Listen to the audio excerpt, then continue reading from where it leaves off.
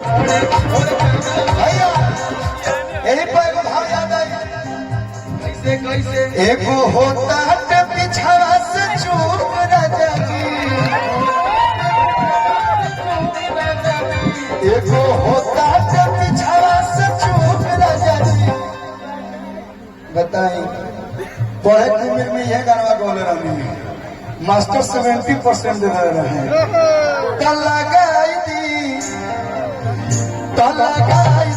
चोलिया के हो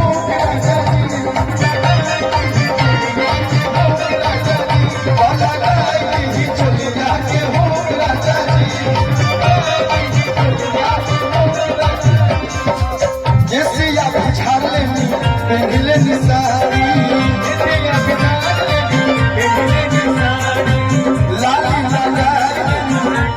ए भैया एक तरफ के मत रहो आज पीछे बा आप लोग आगे आ जाए लोग अच्छा लगे कोनो बात बा आ जाए 12 बज के बाद तक कोनो लाग के जला बसर ले पीछे थोड़ा रहे लेकिन व्यवस्था को देखते हुए कहे के बा केसिया बिछार लेनी पहले निसारी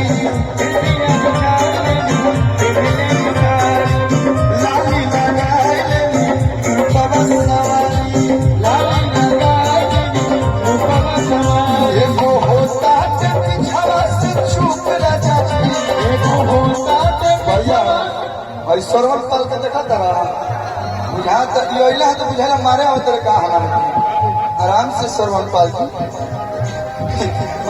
एको होता जब पिछड़ा से छूप न जाती, एको होता जब पिछड़ा से छूप न जाती।